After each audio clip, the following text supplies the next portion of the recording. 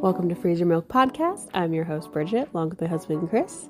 Podcast where we talk about the comedic side and serious side of parenting, life, and relationships. We are boy parents. We have two boys, Enzo and Rhett, with about a 6-year age gap between the two. You can check out our website, freezeyourmilk.com. Also, feel free to follow us on Instagram at Freeze Your Milk Podcast. Thanks and hope you enjoy. Welcome back. Hey, it's Wednesday. We made it. Woohoo! It's kind of ironic that in order for us to podcast, we have to leave the house and go get coffee and go sit in a parking lot. You know, it's fine. A Fry's parking lot. It's fine. There's nothing wrong with that. It's like a little mini date. Yeah, this is our date, and we get to podcast at the same time. I'll take it. So what's new this week? What's happened? I didn't feel that good this week twice. No, you've been sick. Yeah. But you're getting to the back end of our pregnancy here, Mm-hmm. So I mean, this is kind of natural, I guess, for you not to feel well. What was it, last week I tried to pass out when you were traveling for work. Yep. Nanny got all worried about it. Yeah. She said I looked very, very pale. Yeah. And then this week. Yesterday you weren't doing too good, but today you've kind of bounced back a little bit. Yeah. It's just a struggle at the end of pregnancy. And then I've had insomnia kick in this week too. Yep, sleeping in the other room. Super fun. Mm-hmm. But, all in all, decent week. Enzo got on our last nerves a few times. That's normal. He's starting to get really sassy, and he's getting some attitude when we're talking to him and, trying to correct him.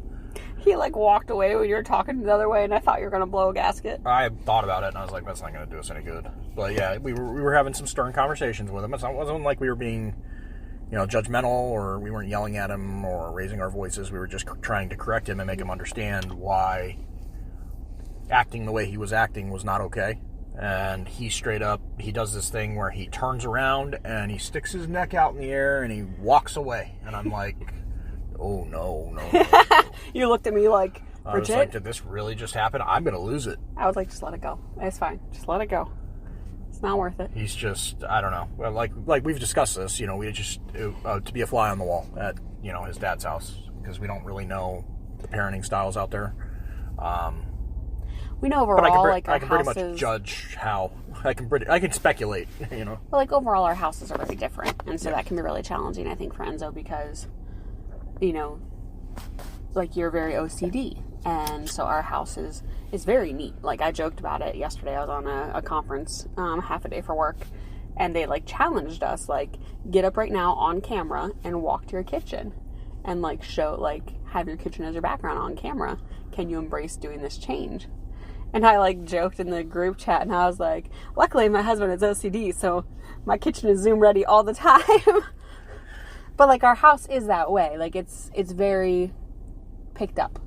99%. It's tidy. I mean, it's still dirty to my standards, but... Yes, but, somebody had commented who came by our house recently, on Enzo's room, and they're like, there's not toys everywhere, all over the floor. We're like, yeah, no, we make him pick up his toys. When he's done playing with them, he picks them up and puts them away. Well, we've discussed this, and we've both come to the agreement that we're kind of strict parents. And I don't want to say that I don't want to say that we're strict. I think we just firmly believe in structure, because when we were kids, we didn't have it. I didn't have it, I know it, for sure. I had some structure. Some of it was good, some of it was not good. Yeah. It's just hard. It's difficult. Every kid's going to be different. Rhett, he doesn't follow...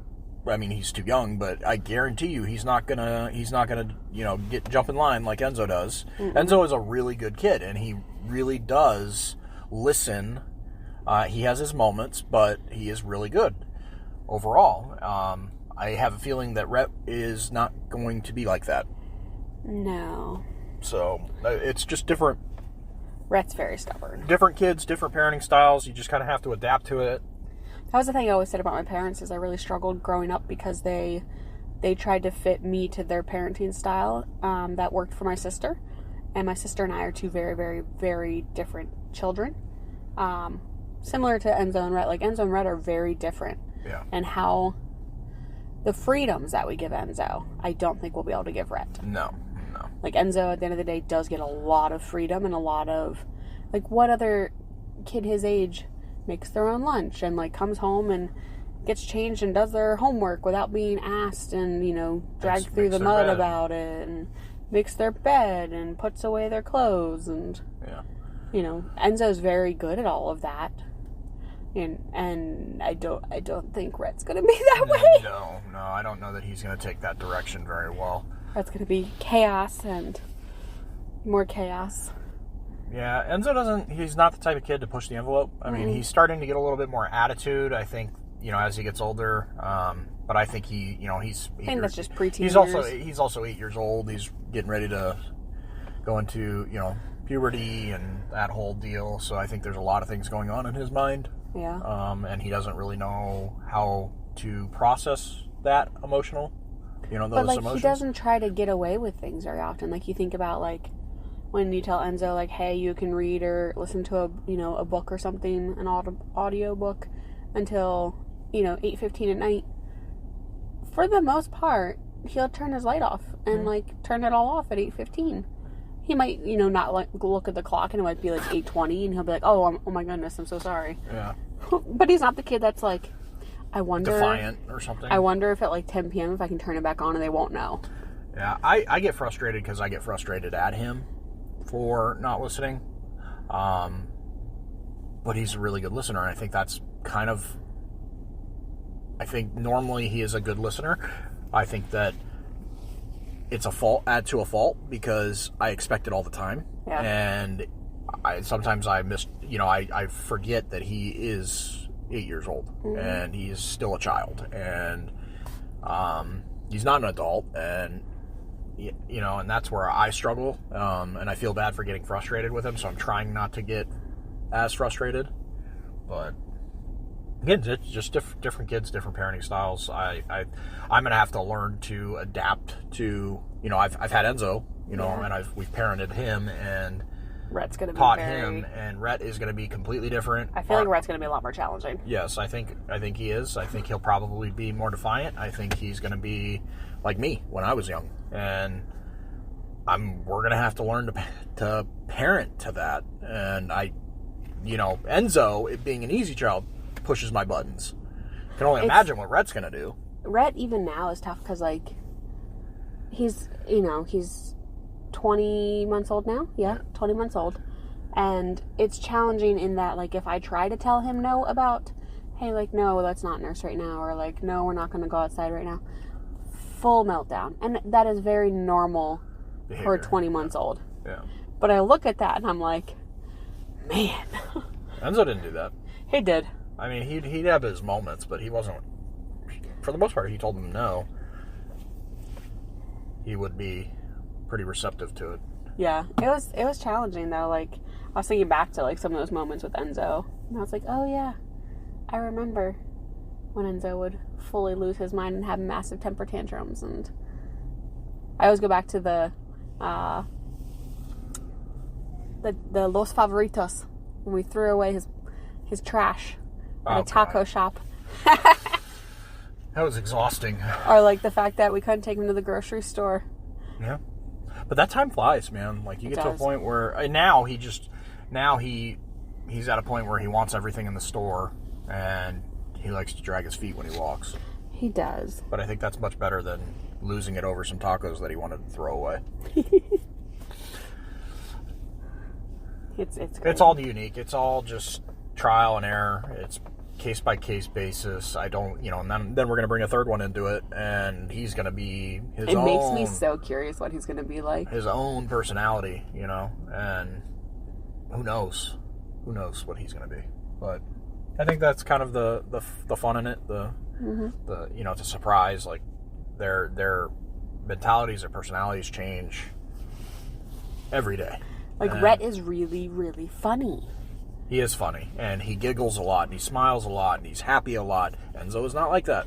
And Rhett will bait you, let's play chase or tag, or let's play peekaboo. He gives these looks that crack me up, because I don't know who he learns them from, or if it's just his natural way. But he'll hide, and then he won't have let you know you're playing hide and seek, but he'll kind of hide. And then peek out and look at you and give this smirk I'm going to hide again. And then you're going to say, where's Rhett? Yep. And so he'll do it. He'll hide again. And, yep, we'll be like, where did Rhett go? I don't know. It's interesting because I've noticed with Rhett, he's about the experiences, and Enzo is about quality time with an individual. And it's really hard for me and you on Enzo because he is about quality time, and we're not good with quality time. Like, because that wasn't something that we were brought up with, was good quality time with our parents. Yeah. And everything that from us, growing up was there was always a ulterior motive behind that quality time that was spent with a parent, and especially our mothers. So it's really difficult with Enzo, and I'm trying to learn to cater more to his needs. But I think it's just tough for somebody that's been like me, that's been hardened by that. What did we discover he loves this week, though? Origami. Yeah. Yeah, that was interesting. He's very artsy. I think he's like artsy, but it's a mathematical art. So puzzles, the sticker by number books, the origami, because it's specific steps to accomplish and achieve an end goal. Yeah. And that, like, his brain loves. So we had to do, for one of my work meetings tomorrow, everyone has to bring an origami thing that they've made. And so we took Enzo to the library. And we were talking, even just quick side trail about the library. We were talking about how, like, Enzo really enjoys the library. And you were saying, why don't you, like, go there for an hour and let him just, like, look at books and this and that. And I was like, Enzo is not that way.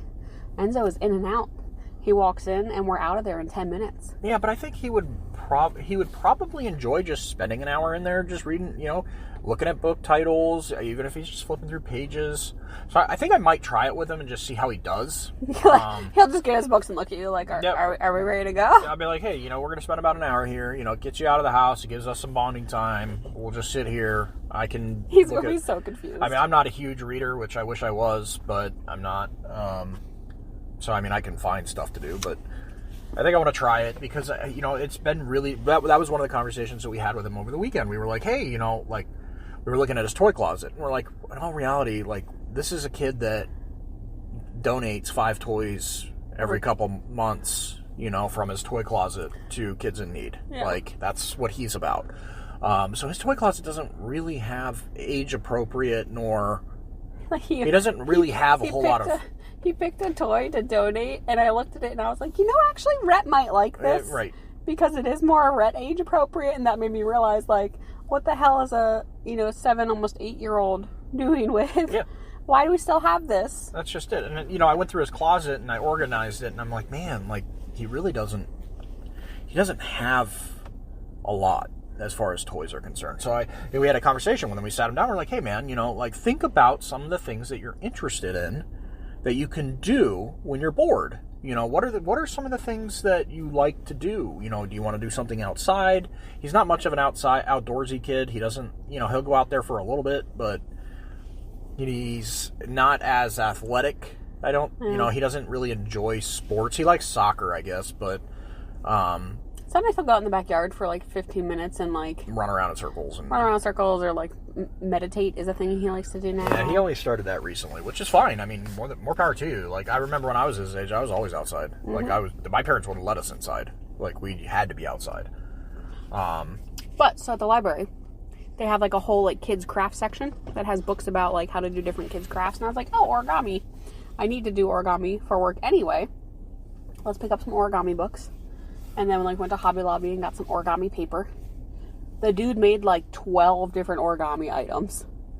Like, loves it, super enjoes it. So we went to, when we were at Hobby Lobby, I got him in a paper airplane one too. Yeah. And he was building paper airplanes, which he seemed to enjoy. But yeah, it was cool to see and like discover and let him discover and watch that joy in him of like discovering something new that he enjoyed. I think that was really cool for me. He says he was into RC cars, and I used to love RC cars when I was younger. Like, we used to get, like, I used to build expensive ones and race them and whatnot. But I might see if he's interested in that. Get him. Maybe start on the not expensive. Yeah, ones. I mean, we won't spend what I spent on them, but yeah. Maybe it'll be in the RC cars or something. It's just hard for me to find, because I enjoy sports. I enjoy being outside. And he's not like that, so it's hard for me to find a middle ground with him. I don't want to sit and play video games. Like, I'm not good at it at all. Though, you know, I think we did that. I played that one game, that PlayStation game, all the way through that I got, like, addicted to, but we deleted that, so. So, I don't know. it's trial and error. Trying to figure it all out. We have Christmas coming up. Yeah. Tree's already up, and it's not even Thanksgiving. I love that, though. Explain that. I don't know if I talked about it last week or not, but mentally my brain, because this baby's estimated due date is like the week of Christmas, mentally my brain has said, like, when the tree is up, we are in the time frame where baby will come. And so I, like, broke down the other day, and I was like, can we just please, like, we don't have to decorate it yet. Can we just put the tree up? And you were like, why? And I was like, because it signals to my brain, like, we're at the end. Like, we're getting there. The baby's going to arrive at some point while this tree is up, because we're not taking the tree down until baby's here. Because it'll only be, like, the first week of January is the latest I could go. Right. So I've told you, like, do not get any big ideas December 26th about taking the tree down, because I'll be not happy. You're going to have to wait. So, naturally, you made me drag out the tree and put it up. And it looks beautiful. It's awesome. I turn it on every morning, and it kind of makes me feel like we're in the holidays. But our current, I built a fireplace, and we have a mantle, a nice wood mantle. It's got, like, pumpkins on it and fucking autumn leaves and stuff. And we've got the Christmas tree up right next to it. I'm like, conflict of holiday. You know what I think about every time the Christmas tree goes up? Oh, great. We got to put Christmas lights up. On the house. And we haven't put Christmas lights up on this house yet. And this house's roof line is quite a bit bigger. And I'm like, honestly, I'm just thinking that I probably won't do it this year. I know we have some other Christmas stuff that we can do to make it look okay, but I'm just like, man, I dread putting Christmas lights up. Yeah. I don't like it. It's hard, too, to figure out, like, is there a way to put some type of rope light up that you could, or, like, tape light up that you could have up all year that's kind of hidden away? Yeah, you could, but we don't have any of the outlets, the holiday light holiday lighting or outlets that they put up. So I'd have to run a bunch of extension cords. That's why I just haven't messed with it. But I wouldn't do the extension cords all year round. Like, just kind of install the lighting and then decide, like, when you want it to be able to be on, like, run an extension cord, and when you don't, good to go. Because then you have to figure out, too, like, where do you run the extension cord through to? Yeah. Because there's an outlet on the electrical box, too, right? Mm-hmm. Yeah. So, yeah. That's been our week so far. Yeah. We also have started doing a little bit more in baby's nursery. Yep. I think our rocking chair is going to arrive today. Yeah, we found a great deal on that. I'm so skeptical. I know, it's probably going to fall over, but it's got a 500-pound weight limit, so I'm happy about that. Not that I'm 500 pounds. It's like 350. No, it's literally... I looked it up. It's literally 500 pounds. No, I looked it up. It says 500 pounds. It doesn't. Anyway. But either way... That was the one thing that drew me to it. Either way. It looks nice. We'll see what happens with it. But, yeah, we're starting to get there. We also had our 5-year anniversary. Yeah, we did. Explain that a little bit. How'd that go? You, sir, are ridiculous.